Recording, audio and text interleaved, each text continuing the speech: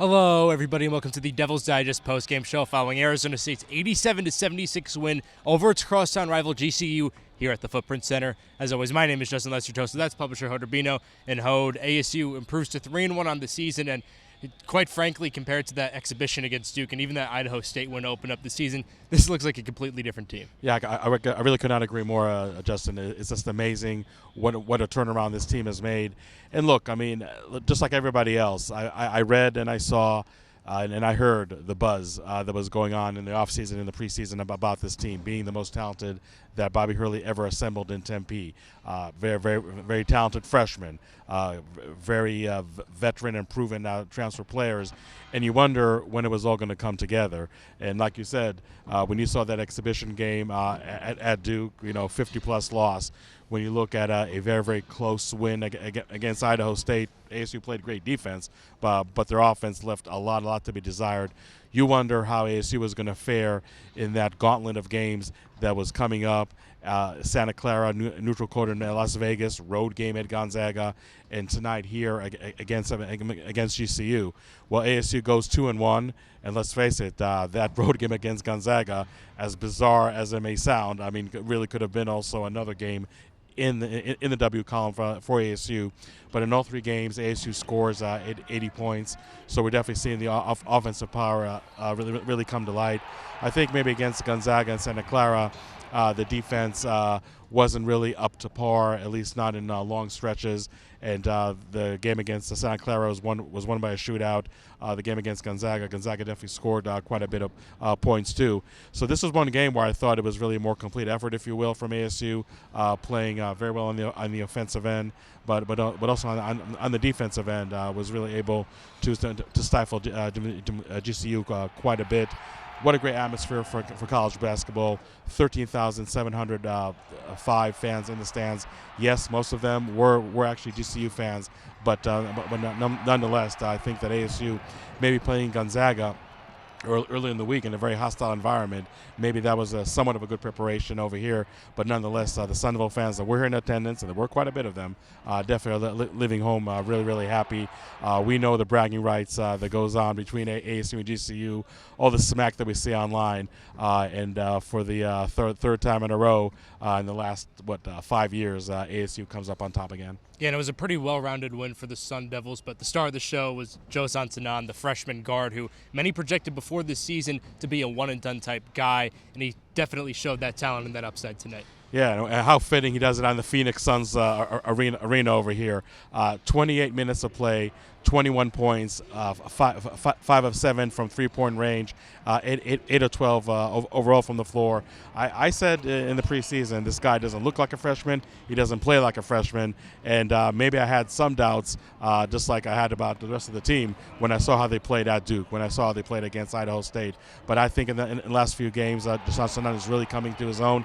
Don't forget, in the loss in Gonzaga, Josan Sanan did have some back issues and did not play the entire second half. And I think tonight you can legitimately wonder what would happen if Sanan actually played the whole second half at Gonzaga. Would it be an improbable ASU win? I think it's definitely a valid point to make. Bashir Jihad, I think maybe the most consistent player for the Sun Devils in the stretch tonight. 18 points, 5 assists, 5 rebounds, and I love how he just does not settle for jump shots. He always goes in. He draws contact. He goes to the line. I think it was about 80% shooting from the line. Alton Mason, what a great point guard pickup for ASU. 16 points, 5 assists. Does a great job driving to the basket, drawing a lot of contact himself. You're just seeing a lot of players step up for ASU. I'll be remiss if I don't talk about Jaden Quaintance.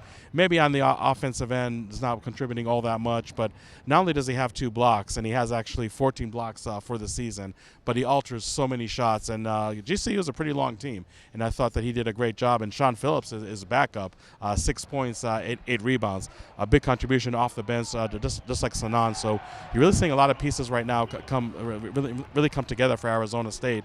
And again, the team that we were all buzzing about in the preseason, as far as being the best team that Bobby Hurley had in his ASU tenure, I think over this last 3 games, that is something that is definitely coming to fruition. And not only only is this a rivalry win for ASU, but also a resume-building win early in the season. GCU is one of the better mid-major programs in the entire country. And Bobby Hurley himself said ASU's had arguably the toughest start to a season schedule-wise as compared to any other program in the country. But if there's anything left for this ASU team to clean up, what would that be? Well, first of all, to your first point, Justin, Bobby Hurley always prides himself on really scheduling a tough non-conference schedule. He believes that does prepare the team not only for conference play, but also build a nice resume for Selection Sunday. And I think by and large, that really is an approach that helped Bobby Hurley quite a bit in all his years in Tempe. But as far as cleaning up, I think that offensive rebounding still is an issue. I know that they're playing some pretty good competition, as we said a second ago, but that's still not an excuse not to do better on the offensive rebounding end. I also think like the closeout defense does really lack at times. GCU, did lose by double digits, but they were also 4 of 9 from 3-point range in the second half alone. So I think that just the rotation defense, also transition defense for ASU, especially in the first half, really was a big issue.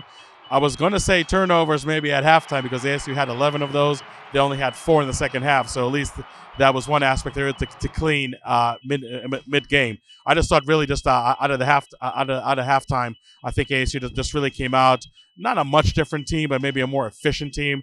I think that again we talk about a great atmosphere over here in Footprint Center, and I think both teams were just a little too hyped. Decision making wasn't all that great in the first half. It looks like ASU was able to settle much better than GCU in the second half, and here's ASU with a really important win. I was telling everybody coming into this game, Justin, if ASU loses to GCU, you're not going to hear the end of it. Not tonight, not next week, not next month. So I think just to really get this win, and again, just really reinstill that confidence in the team, reinstill that confidence, I think, in the fan base that was extremely down after that Duke loss, after that really close win against Idaho State. You're seeing a brand new ASU team and a team that really can play much, much better than playing right now, but so far surviving quite the gauntlet of non-conference games. Well, thank you, Hode, for all your insight. ASU improves to 3-1 on the season here at the Footprint Center. To stay locked in on all the coverage surrounding Arizona State sports, go to DevilsDigest.com. Follow Devils Digest on Twitter at Devils Digest. As always, my name's Justin Lester Tosa. That's publisher Hode Urbino. We'll talk to you guys soon.